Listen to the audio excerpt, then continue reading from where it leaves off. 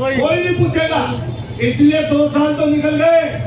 मैं आने वाले समय के लिए आपसे कह के जाता हूँ, इकट्ठा रहिए, एकजुट रहिए, और जो लोग अपने मान सम्मान और स्वाभिमान को जिंदा रखते हैं, इतिहास में उन्हीं के नाम दर्ज होते हैं। जो लोग गिरवी रख देते हैं, उनका कभी इतिहास में नाम नहीं होता। मैं भी कहीं से चल के आया हूँ, 5 घंटे की यात्रा की, 5 घंटे वापस जाऊँ। हमारा भी अपना क्षेत्र है। मेरे मन में एक बात हमेशा रहती रहेगी कि जब किसी पर मुसीबत और दिक्कत आए, जब कोई परेशानी में व्यक्ति खड़ा हो, अगर तब आप उसके साथ नहीं हो, तो मैं इंसान और इंसानियत के प्रति आपको नहीं मानता सही। इसलिए जब मुसीबत आप आइए और आपके बीच के व्यक्ति को आइए, कोई आपस का मनमुटाव, किसी तरह की नेतृत्व की बात, किसी तरह की अन्य बात, उसको पीछे छोड़कर पहले आपकी और हमारी सबकी जिम्मेदारी है कि कैसे आंदोलन को सफल बनाया जाए। मैं अपनी तरफ से आपको वादा देकर जाता हूँ कि जब आप बुलाओगे, जिस प्रोग्राम में बुलाओगे, मैं घाट पर चलकर आपके पीछे आऊंगे, और जहाँ तक कहोगे पहले चल रहा होगा पैदल चलेंगे, गाड़ी से चल रहा होगा गाड़ी से चलेंगे, किसी अन्य मदद की जरूरत पड़ेगी तो वो करेंगे। हम पहले भी बोलते हैं। और अपने नेता माननीय अखिलेश यादव जी की तरफ से कहना चाहते हैं कि आप बंदोबस्त करना। मैं बात करके आया हूँ अखिलेश यादव जी से, जब आपको कोई बड़ी मीटिंग, बड़ा प्रोग्राम करना हो, और अगर अखिलेश यादव जी को बुलाना पड़ेगा, तो मैं अखिलेश यादव जी को भी आपके मैं ये नहीं कह रहा कि कोई और दल का आदमी ना आए, किसी और दल का आना चाहे वो भी आ जाए। कोई हमारे अभी बैठे थे पीछे साथी, अलग अलग संगठनों के लोग यहाँ पर बैठे। जब आपकी लड़ाई सबके लिए है, तो कोई आ जाए आंदोलन। बताओ, आज सत्याग्रह पर आने के लिए रोका था क्या किसी को? बताओ, रोका छोड़ना था किसी को? नहीं। क्या किसी भी दल का आदमी आ जाता?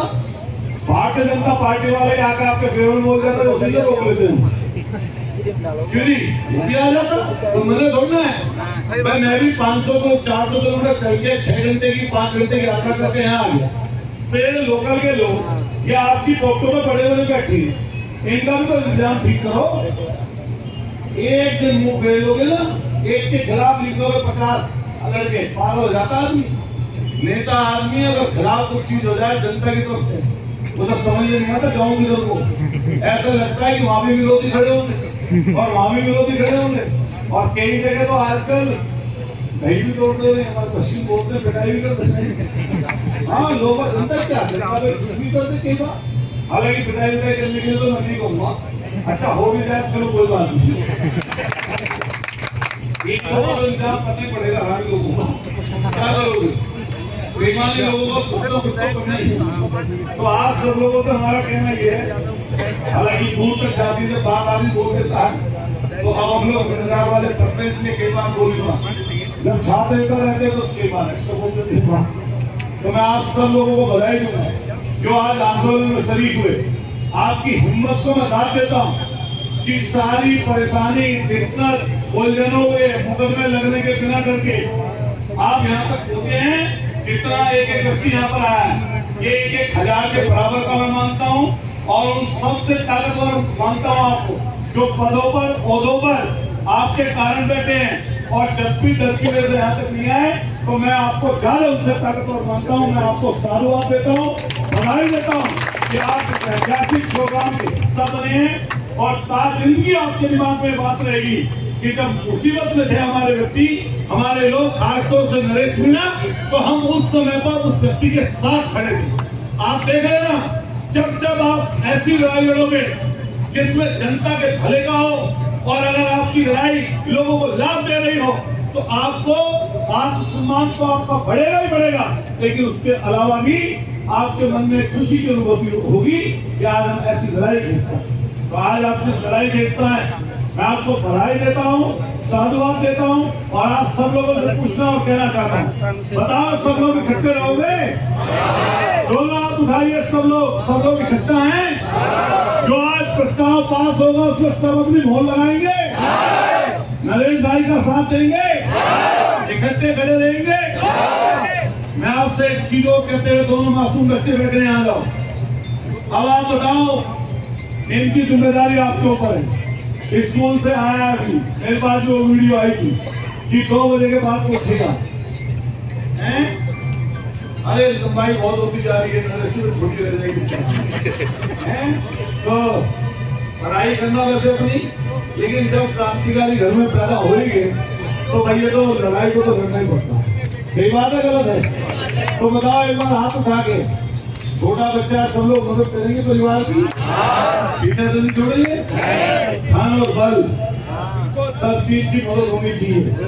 अरे मीना इतने अधिकारी हैं, कहोगे जात की बात बोल रहा तो हमारे यहाँ तो अभी जिक्र कर रहे थे, मेरे क्षेत्र में भी गाँव है, हमारे क्षेत्र में मीनाओं के गाँव, मेहरमती मीना गाँव का नाम टांडा, और तुम्हारे 4 गाँव में रह रहे हमारे बेगवा बाजू मीना, 4 गाँव में मेरे क्षेत्र में भी इधर से गए थे पौने 200 साल पहले, पौने 200 साल पहले गए थे, अपनी रिश्तेदारी नातेदारी रहे। लेकिन मैंने देखा बहुत मेहनती को, बहुत संघर्षशील। बताओ अधिकारी को देश में बच तो नहीं रहा जिस कोने में अधिकारी ना हो।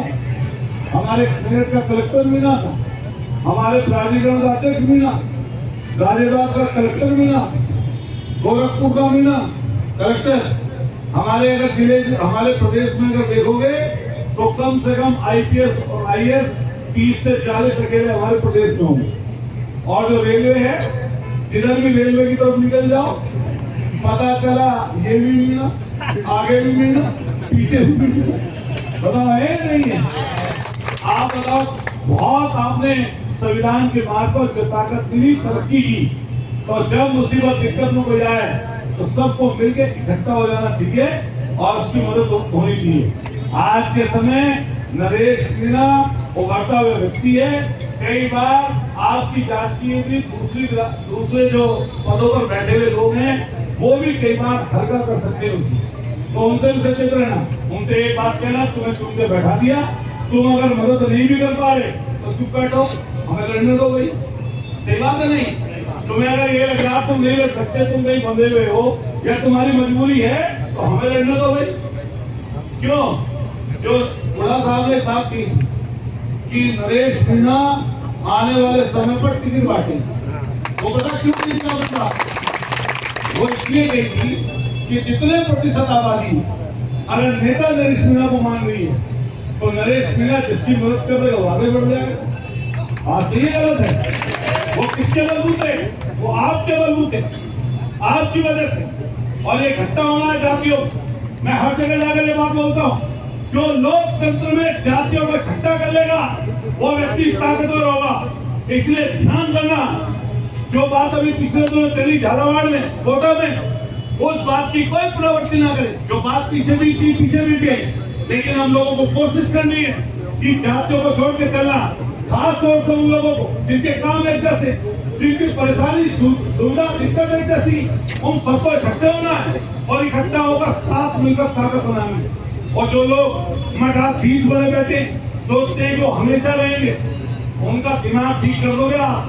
अगर 2, 3, 4, 6 लोग ये बेचारे बैठे हमारे साथी, हमें कोई लड़ाई नहीं करनी किसी का, लेकिन अब कोई हकमारी किसी की करेगा उसके खिलाफ तो लड़ाई होगी ना भाई। 100 रोटी 100 आदमी तो एक रोटी पड़ती सब पे, एक खारा 5 रोटी और एक को बेचारे को एक भी नहीं मिल रही, ये तो गलत बात है ना। तो हकमारी के खिलाफ तो लड़ाई चल रही है ये, तो इस लड़ाई को बड़ा करिए। और मुझे उम्मीद है कि आप जब इससे अगला प्रोग्राम रखेंगे, पहले छोटी छोटी मीटिंग करिए। नरेश भाई जेल में है ना, जेल में है ना, आप तो सब बाहर हो, तो आपको किसने रोका? मुद्दा तो पहले वाला है ही। और मैं फिर कह रहा हूँ, जब बड़ा पद होगा पालेंगे नरेश भाई, तब मिलावटखोरों के खिलाफ, ये जो और चीजें के खिलाफ तो लड़ लेंगे। अब ये जो बैठे हैं हरामी लोग, पहले इनके खिलाफ लड़े। सही बात है गलत है? अरे सरकार में आ जाओ, ताकत पालो, 1 मिनट में मिलावटखोरों को पकड़ो, जेल भेज दो, दिमाग ठीक कर दो बेईमानों को, भ्रष्टाचारियों का। लेकिन पहले इन्हें को हटाओ, बेईमानों को। जब इन्हें बेईमानों को हटाओगे तभी तो कुछ होगा। हिंदू, मुसलमान, पाकिस्तान, गाय, भैंस, गोबर, इसी में लगा रखा है। मैं तो सदन में देख रहा था, बात कर रहा हूँ, बता, लेकिन बता रहा हूँ बैठे